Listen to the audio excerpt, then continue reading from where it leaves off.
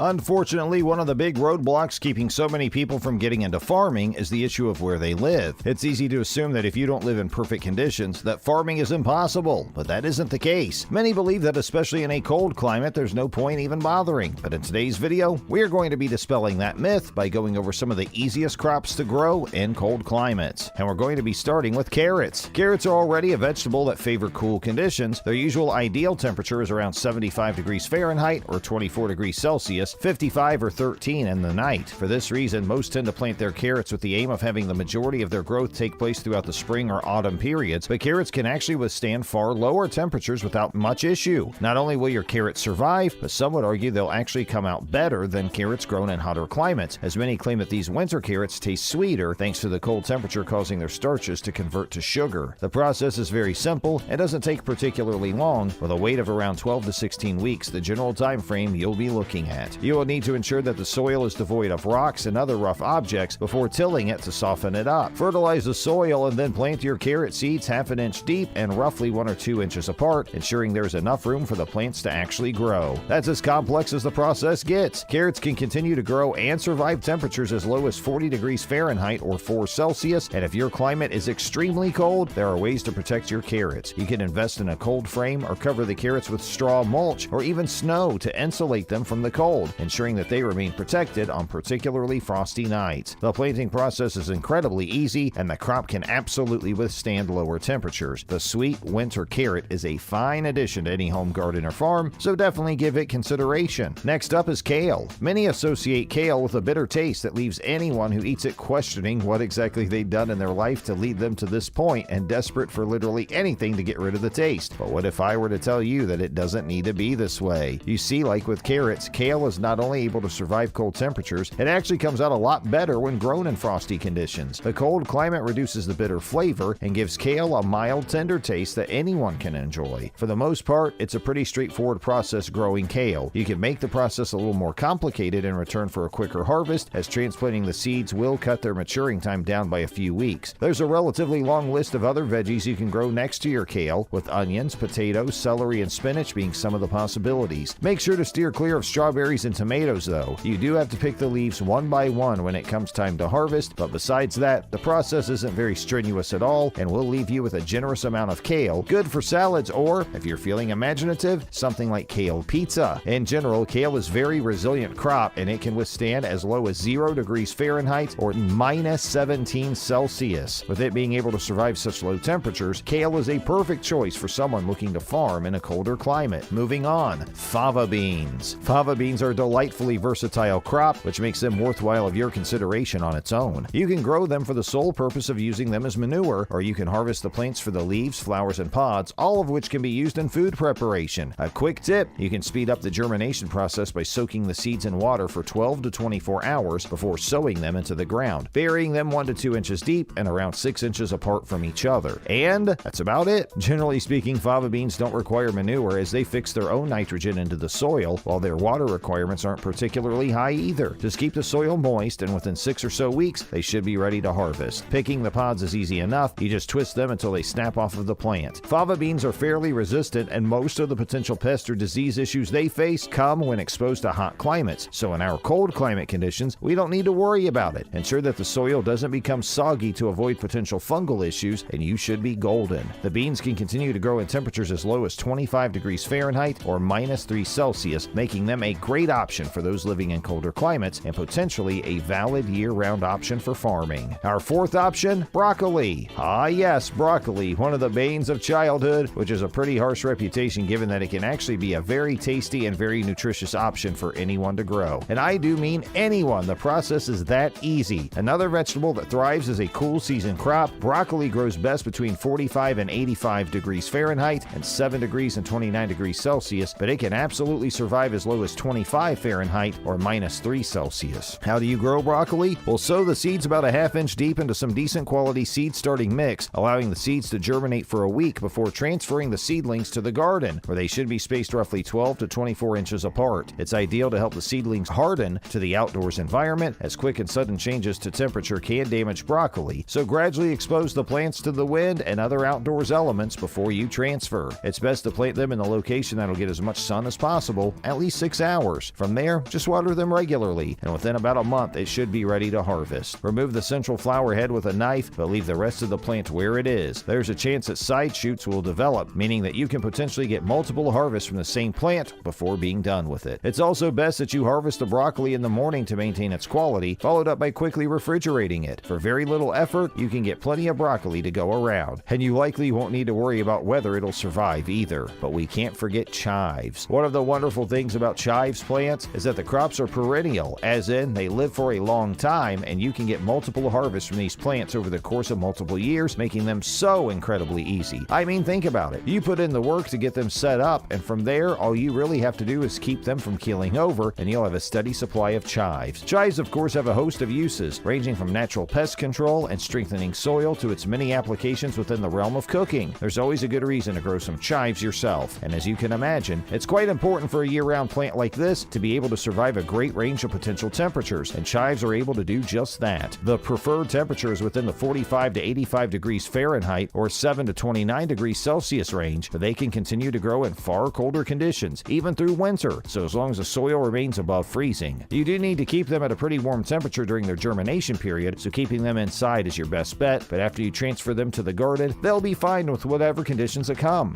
Keep them well watered, and if they become congested, make sure to separate them. But besides that, you can pretty much forget about them until it's time to harvest when spring rolls around. Even the harvest process is pretty simple. Just snip the chives off of the plant with some scissors, and you've got yourself a supply that'll keep you going until next year. And finally, pansy. Farming isn't all about eating, sure, so for our final entry of this video, we'll be taking a look at pansies. It should be noted that the blooms of these flowers are edible, so there is literally nothing stopping you from eating them anyway, but their primary function is to look pretty and act as decorations, mostly for things like desserts or your garden. Plant the seeds in a fertile patch of soil, sit back and wait for the blooming colors to light up your farm. Pansies can deal with frosty conditions without issue and will manage to get through the particularly cold climates by overwintering, blooming the following spring. And that's everything. Do you live somewhere cold? Would you consider any of these crops? Let us know down in the comments, and until next time, we'll see you soon.